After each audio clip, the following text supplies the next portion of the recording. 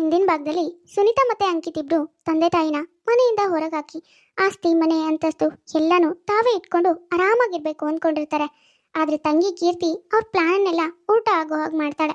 ಅಣ್ಣ ಅತ್ತಿಗೆಗೆ ಸರಿಯಾಗಿ ಬೈದು ಮನೆಯಿಂದ ಹೊರ ಕಳಿಸ್ತಾಳೆ. ಆಸ್ತಿನೂ ಇಲ್ದೆ ಮನೇನೂ ಇಲ್ದೆ ಕೈಯಲ್ಲಿ ಕಾಸು ಇಲ್ದೆ ಗಂಡ ಹೆಂಡತಿ ಇಬ್ರು ಮುಂದೆ ಏನ್ ಮಾಡ್ತಾರೆ, ಮಾಡಿರೋ ತಪ್ಪನ್ನ ಅರ್ಥ ಮಾಡ್ಕೊಳ್ತಾರ ಅನ್ನೋದನ್ನ ಇವತ್ತಿನ ಎಪಿಸೋಡ್ನಲ್ಲಿ ನೋಡೋಣ. ನೋಡೋದಕ್ಕಿಂತ ಮೊದಲು ಯಾರ್ಯಾರು ನಮ್ಮ ಯೂಟ್ಯೂಬ್ ಚಾನಲ್ನ ಸಬ್ಸ್ಕ್ರೈಬ್ ಮಾಡ್ಕೊಂಡಿಲ್ವೋ ದಯವಿಟ್ಟು ಸಬ್ಸ್ಕ್ರೈಬ್ ಮಾಡ್ಕೊಳ್ಳಿ. ಹಾಗೆ ಈ ವಿಡಿಯೋಗೊಂದು ಲೈಕ್ ಮಾಡಿ. ಅಮ್ಮ ಕೀರ್ತಿ, ಮಗ ಸೊಸೆ ಇವಾಗ ಎಲ್ಲಿ ಅಂತ ಹೋಗ್ತಾರೆ ಹೇಳು? ಕೈನಲ್ಲಿ ಬೇರೆ ಬಿಡಿಗಾಸು ಇಲ್ಲ. ಹೀಗಿರುವಾಗ ನಾವು ಅವ್ರನ್ನ ಈ ಮನೆಯಿಂದ ಹೊರಗೆ ಹೋಗಿ ಅಂತ ಹೇಳ್ಬಾರ್ದಿತ್ತು ಕಣೆ. ಗೌರಿ, ಮಗಳು ಮಾಡಿದ್ ಸರಿಯಾಗೇ ಇದೆ ಕಣೆ. ನೀನ್ ನೋಡು, ಅಯ್ಯೋ ಮಗ ಸೊಸೆ ಕಷ್ಟಪಡ್ತಿದ್ದಾರೆ ಅಂತ ಅವ್ರ ಬಗ್ಗೆ ಯೋಚನೆ ಮಾಡ್ತಿದ್ಯಾ. ಆದ್ರೆ ನಿನ್ ಮಗ ಸೊಸೆಗೆ ಯಾವ್ದ್ರ ಯೋಚನೆನೂ ಮಾಡಿಲ್ಲ. ಅವರು ಯಾವಾಗ್ಲೂ ಅವ್ರ ಸುಖನೇ ಯೋಚನೆ ಮಾಡ್ತಾ ಇದ್ರು. ಅವರಿಗೆ ಹೊರಗಡೆ ಅಲಿದ್ರೆ ಕಷ್ಟಪಟ್ರೆ ಸಂಬಂಧಗಳ ಬೆಲೆ ಗೊತ್ತಾಗುತ್ತೆ. ದುಡ್ಡಿಲ್ದೆ ಅಲಿತಾ ಇರುವಾಗ ಅಯ್ಯೋ ತಂದೆ ತಾಯಿ ಅಂತ ನೆನ್ಪಾಗ್ತಾರೆ. ಸುಮ್ನೆ ಇರು ನೀನು. ಹೌದಮ್ಮ, ನೀನ್ ಯಾಕೆ ಯೋಚನೆ ಮಾಡ್ತೀಯಾ? ಅಣ್ಣ ಅತ್ತಿಗೆಗೆ ಇನ್ಮೇಲೆ ಗೊತ್ತಾಗತ್ತೆ. ಅವರಿಗೆ ಹೇಗೂ ನೀವೇ ಮಾಡಿಟ್ಟಿರೋ ಆಸ್ತಿ ಮನೆ ಅಂತಸ್ತು ಎಲ್ಲಾನು ಇತ್ತಲ್ವಾ, ಹಾಗಾಗಿ ದುರಂಕಾರ ದುರ್ಬುದ್ಧಿ ಎಲ್ಲಾನು ಬಂದಿತ್ತು. ಅದೆಲ್ಲ ಇವಾಗ ಸರಿಯಾಗತ್ತೆ ನೋಡು. ಅವ್ರ ಕೈಯಲ್ಲಿ ಏನೂ ಇಲ್ವಲ್ಲ, ಏನೂ ಇಲ್ಲದೆ ಅಲ್ದಾಗ್ಲೆ ಅದ್ರ ವ್ಯಾಲ್ಯೂ ಗೊತ್ತಾಗೋದು. ಅಪ್ಪ ಅಮ್ಮನಿಂದ ದೂರ ಇದ್ದಾಗ್ಲೆ ಎಲ್ಲಾನು ಅರ್ಥ ಆಗೋದು. ಎಲ್ಲ ಸರಿಯಾಗತ್ತೆ, ನೀನ್ ತಲೆ ಕೆಡ್ಸ್ಕೋಬೇಡ. ಏನೋ ಕೀರ್ತಿ, ಮಗ ಸೊಸೆ ಆದಷ್ಟು ಬೇಗ ತಪ್ಪು ತಿಳ್ಕೊಂಡು ವಾಪಸ್ ಬಂದ್ರೆ ಸಾಕಮ್ಮ, ನಾನು ಅಷ್ಟೇ ಆಸೆ ಪಡೋದು. ಒಂದ್ ಕಡೆ ಮಗ ಸೊಸೆಗೆ ಒಳ್ಳೇದಾಗ್ಲಿ ಅಂತ ಮನೆಯವ್ರು ಯೋಚನೆ ಮಾಡ್ತಾ ಇದ್ದಾರೆ. ಇನ್ನೊಂದ್ ಕಡೆ ರೀ, ನೋಡಿದ್ರೇನ್ರಿ ನಿಮ್ ತಂಗಿಗೆ ಇದೆಲ್ಲ ಏನು ಗೊತ್ತಾಗೋದಿಲ್ಲ ಅಂತ ಹೇಳ್ತಾ ಇದ್ರಿ.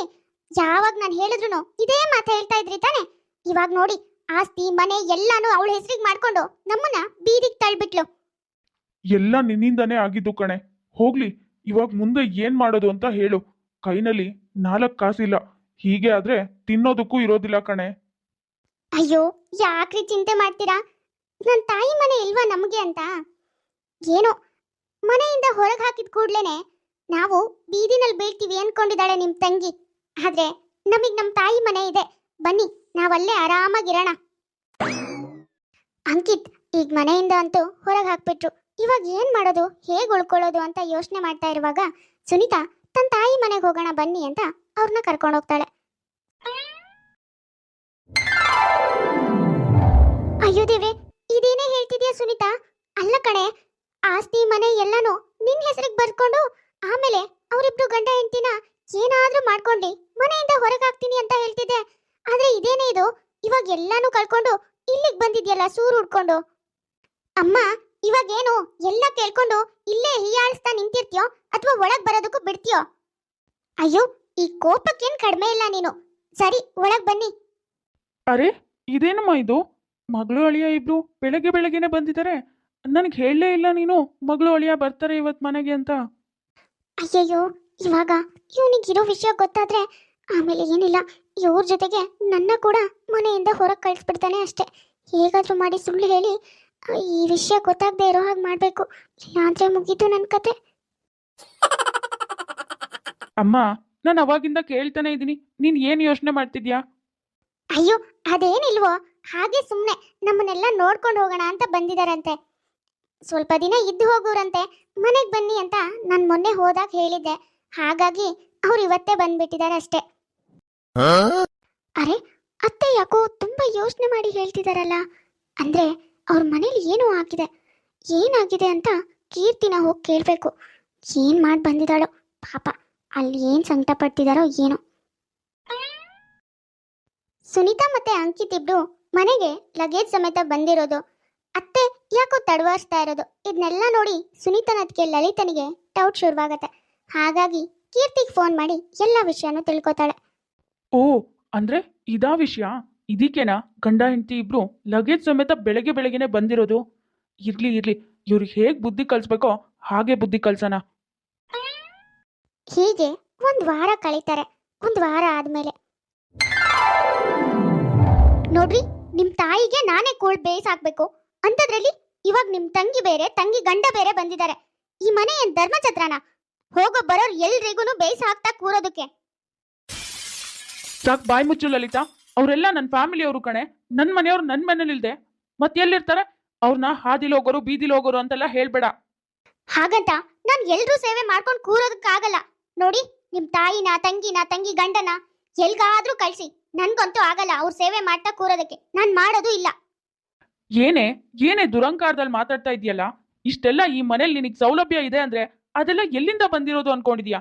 ಎಲ್ಲಾನು ನನ್ನ ತಂದೆ ತಾಯಿ ಕಷ್ಟಪಟ್ಟು ಮಾಡಿರೋದು ಕಣೆ. ಏನೋ ಇವಾಗ ನೀನ್ ಬಂದಿದ್ಯಾ ಅಂತ ನಿನ್ ಮಾತು ಕೇಳ್ಕೊಂಡು ನನ್ನ ಹೆತ್ತವ್ರನ್ನ ದೂರ ಮಾಡ್ಕೊಳ್ಳ? ಹಾಗ್ ಮಾಡೋದಕ್ಕೆ ನಾನೇನ್ ಅಂಕಿತ್ ಅಲ್ಲ. ಅಂಕಿತ್ ಅನ್ಕೊಂಡಿದ್ಯಾ ನೀನು? ನೋಡು, ಇಲ್ಲಿರೋದಾದ್ರೆ ಇರು, ಆಗಲ್ಲ ಇರೋದಕ್ಕೆ ಅಂತ ಆದ್ರೆ ಈ ಮನೆ ಬಿಟ್ಟು ನಿನ್ ತವ್ರ ಮನೆಗೆ ಹೋಗ್ತಾ ಇರು. ನಿನ್ ಯಾರು ತಡಿಯಲ್ಲ. ಛೇ, ಎಂತ ಕೆಲಸ ಮಾಡ್ಬಿಟ್ಟೆ ನಾನು. ಅಂಕಿತ್ಗೆ ಅವರಿಬ್ರು ಮಾತು ಕೇಳಿ ತಾನು ಏನ್ ತಪ್ಪು ಮಾಡ್ದೆ ಅನ್ನೋದು ಕೊರಗು ನೋವು ಕಾಡೋದಕ್ಕೆ ಶುರುವಾಗತ್ತೆ. ಯಾಕೆ ಅಂಕಿತ್ ಒಂಥರ ಇದ್ದೀರಾ? ಏನಾಯ್ತು? ಅದೇನಿಲ್ಲ ಸುನೀತಾ, ನಾವಿಬ್ರು ಮನೆಗೆ ವಾಪಸ್ ಹೋಗಿ ಅಪ್ಪ ಅಮ್ಮನ ಹತ್ರ ಕ್ಷಮೆ ಕೇಳೋಣವಾ? ಏನು? ಆ ಮನೆಗ? ನೋಡಿ, ಆ ಮನೆಗ್ ಮಾತ್ರ ನಾನ್ ಬರೋದೇ ಇಲ್ಲ. ನಿಮ್ ತಂದೆ ತಾಯಿ ಅಷ್ಟೆಲ್ಲ ಬಾಯಿಗೆ ಬಂದಾಗೆಲ್ಲ ಅವಮಾನ ಮಾಡಿದ್ದಾರೆ. ಅಷ್ಟೆಲ್ಲ ಆದ್ಮೇಲೂ ನಾನ್ ಮತ್ತೆ ಆ ಮನೆಗ್ ಬರ್ಬೇಕಾ? ಆಗಲ್ಲ ರೀ, ನಾನ್ ಬರೋದಿಲ್ಲ. ಸಾಕ್, ಬಾಯಿ ಮುಚ್ಚು. ಎಲ್ಲಾನು ನಿನ್ ದುರಂಕಾರದಿಂದಾನೇ ಆಗಿರೋದು. ಎಲ್ಲಾನು ನಾನು ಕಳ್ಕೊಂಡಿರೋದಕ್ಕೂ ನೀನೇ ಕಾರಣ. ಆದ್ರೆ ನೀನ್ ಮಾತ್ರ ಅಣ್ಣ ಅದ್ಕೆ ಎಲ್ರ ಜೊತೆನೂ ಆರಾಮಾಗಿ ಚೆನ್ನಾಗಿದ್ಯಾ. ನೀನ್ ಸುಮ್ನೆ ಇದ್ದಿದ್ರೆ ಇವತ್ ಇಷ್ಟೆಲ್ಲ ಆಗ್ತಾನೆ ಇರ್ಲಿಲ್ಲ. ನಾನ್ ಯಾರನ್ನು ಕಳ್ಕೊಳ್ಳೋ ಪರಿಸ್ಥಿತಿನೂ ಬರ್ತಾ ಇರ್ಲಿಲ್ಲ. ಓಹೋ, ಏನು ಮಾತಿನ ದಾಟಿನೇ ಬದಲಾಗ್ತಾ ಇದೆ? ಇವಾಗ ಎಲ್ಲ ಮಾಡಿರೋದು ನಾನೇ ಅಂತ ಹೇಳ್ತಾ ಇದ್ರಾ? ನಿಮ್ಗ್ ನನ್ ಜೊತೆ ಇರೋದಕ್ಕೆ ಕಷ್ಟ ಆದ್ರೆ ನೀವು ಬೇಕಾದ್ರೆ ನಿಮ್ ತಂದೆ ತಾಯಿ ಹತ್ರ ಹೋಗಿ. ಯಾರ್ ಬೇಡ ಅಂದ್ರು? ನಾನೇನ್ ಇಲ್ಲೇ ಇರಿ ಅಂತ ಹೇಳ್ತಾ ಇದ್ದೀನ. ಆದ್ರೆ ನಾನ್ ಮಾತ್ರ ನಿಮ್ ಜೊತೆ ಬರೋದಿಲ್ಲ. ಸರಿ ಕಣೆ, ನೀನ್ ಬರ್ದೇ ಇದ್ರೆ ಇಲ್ಲೇ ಸಾಯಿ, ಯಾರ್ ಬೇಡ ಅಂದ್ರು. ನಾನ್ ಮಾತ್ರ ಇಲ್ಲಿ ಇರೋದಿಲ್ಲ. ನಾನ್ ಹೋಗಿ ಅಪ್ಪ ಅಮ್ಮನ ಜೊತೆನೆ ಇರ್ತೀನಿ. ನಿನ್ನಿಂದ ನನ್ನವ್ರನ್ನ ಎಲ್ಲ ಕಳ್ಕೊಳಕ್ ನಾನ್ ರೆಡಿ ಇಲ್ಲ. ಅಂಕಿತ್ ತನ್ನ ತಪ್ಪನ್ನ ಅರಿವು ಮಾಡ್ಕೊಂಡು ತಂದೆ ತಾಯಿ ಹತ್ರ ಬಂದು ಕ್ಷಮೆ ಕೇಳ್ತಾನೆ. ಅವನೆಷ್ಟೇ ತಪ್ಪು ಮಾಡಿದ್ರು ಕೂಡ ಅವನು ಹೆತ್ತಿರೋ ಮಗ.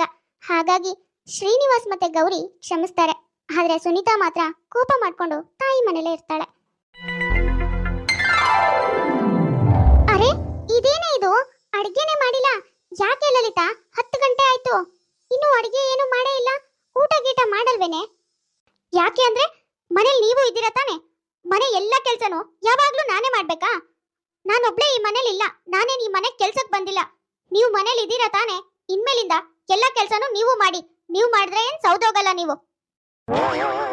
ಅಯ್ಯೋ, ಇದೇನೇ ಇದು? ಲಲಿತಾ, ಹೀಗ್ ಮಾತಾಡ್ತಿದ್ಯಾ ನೀನು?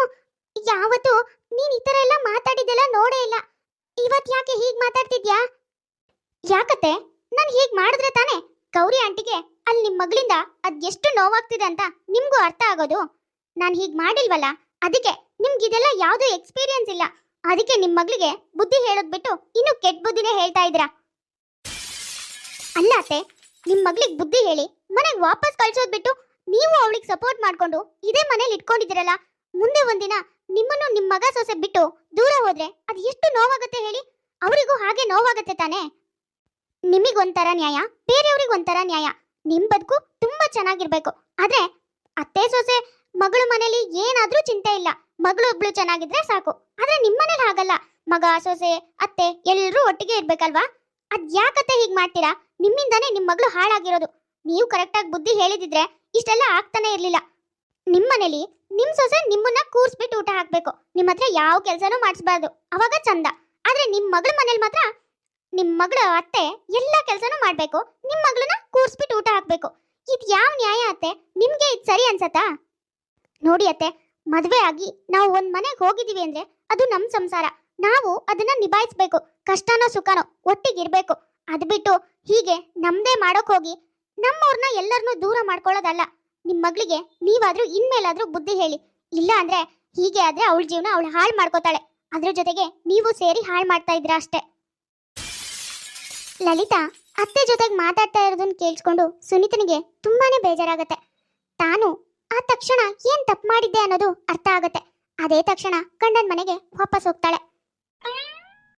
ಅತ್ತೆ, ಮಾವ, ನನ್ನ ದಯವಿಟ್ಟು ಕ್ಷಮಿಸ್ಬಿಡಿ. ನನ್ನಿಂದ ತುಂಬಾ ದೊಡ್ಡ ತಪ್ಪಾಗಿದೆ. ಮಗ ಮತ್ತೆ ತಾಯಿನ ದೂರ ಮಾಡ್ಬೇಕು ಅನ್ಕೊಂಡ್ಬಿಟ್ಟೆ. ನನ್ನ ದಯವಿಟ್ಟು ಕ್ಷಮಿಸ್ಬಿಡಿ. ಯಾವತ್ತೂ ಇಂಥ ತಪ್ಪು ಮಾಡಲ್ಲ. ನನ್ನ ಕ್ಷಮಿಸಿ ನಿಮ್ ಜೊತೆ ಬದುಕೋದಕ್ಕೆ ಇನ್ನೊಂದು ಅವಕಾಶ ಮಾಡ್ಕೊಡಿ ಪ್ಲೀಸ್ ಮಾವ, ಪ್ಲೀಸ್ ಅತ್ತೆ. ಅಯ್ಯೋ ಅಮ್ಮ ಸುನೀತಾ, ಹೋಗ್ಲಿ ಬಿಡಮ್ಮ. ಏನೋ ನಿನಗೂ ತಿಳಿದೇನೆ ತಪ್ಪು ಮಾಡಿದ್ಯಾ. ಅದೆಲ್ಲ ಮನಸ್ಸಲ್ಲಿ ಇಟ್ಕೋಬೇಡ. ಇನ್ಮೇಲಿಂದ ನಮ್ಮ ಜೊತೆಗೆ ಖುಷಿಯಾಗಿರು, ಅಷ್ಟೇ ಸಾಕು. ಮಗ ಸೊಸೆ ಇಬ್ರು ನಮ್ಮ ಜೊತೆಗಿದ್ರೆ ನಮ್ಗೆ ಅದೇ ಖುಷಿ ಕಣಮ್ಮ. ಇನ್ನು ಹೀಗೆಲ್ಲ ಕ್ಷಮೆ ಕೇಳಬೇಡ. ಕೊನೆಗೂ ತಮ್ಮ ತಪ್ಪನ್ನ ತಿಳ್ಕೊಂಡು ಎಲ್ರೂ ಮತ್ತೆ ಒಂದಾಗ್ತಾರೆ. ಆದ್ರೆ ಒಂದಂತೂ ನಿಜ, ತಿಳ್ಕೊಳ್ಳಿ, ಗಂಡು ಮಕ್ಕಳು ಹೆಂಡತಿ ಮಾತು ಕೇಳಿ ಮನೆ ಬಿಟ್ಟು ಹೋಗ್ತೀರಾ. ಆದ್ರೆ ಅಲ್ಲಿ ಹೆಂಡತಿಗೆ ಅಕ್ಕ, ತಮ್ಮ, ಅಣ್ಣ, ತಂಗಿ, ಅಪ್ಪ, ಅಮ್ಮ ಎಲ್ಲರೂ ಇರ್ತಾರೆ. ಅವರು ಎಲ್ಲರ ಜೊತೆನೂ ಖುಷಿಯಾಗೇ ಇರ್ತಾರೆ. ಕಳ್ಕೊಳ್ಳೋದು ನೀವೇ. ನಿಮ್ಮ ಅಕ್ಕ ತಂಗಿನ, ಅಣ್ಣ ತಮ್ಮನ್ನ, ಅಪ್ಪ ಅಮ್ಮನ ದೂರ ಮಾಡ್ಕೊಂಡಿರ್ತೀರ. ಅವರು ಎಲ್ಲರ ಜೊತೆನೂ ಇರ್ತಾರೆ. ನೀವು ಎಲ್ರನ್ನೂ ದೂರ ಮಾಡ್ಕೊಂಡು ಅವ್ರ ಜೊತೆ ಮಾತ್ರ ಇರ್ತೀರ. ಹಾಗಾಗಿ ಹೆಂಡತಿ ಮಾತು ಕೇಳಿ ಅಪ್ಪ ಅಮ್ಮನ ದೂರ ಮಾಡೋಕ್ಕಿಂತ ಮುಂಚೆ ಒಂದ್ಸಾರಿ ಯೋಚನೆ ಮಾಡಿ, ನಮ್ಮವ್ರನ್ನ ನಾವು ಕಳ್ಕೊತಾ ಇದ್ದೀವಿ ಅಂತ. ಭವ್ಯ ಅನ್ನೋರು ಕಮೆಂಟ್ ಮಾಡಿದ್ರು ಹಾಯ್ ಹೇಳಿ ಅಂತ. ಹಾಯ್ ಭವ್ಯ, ಹೇಗಿದ್ದೀರಾ?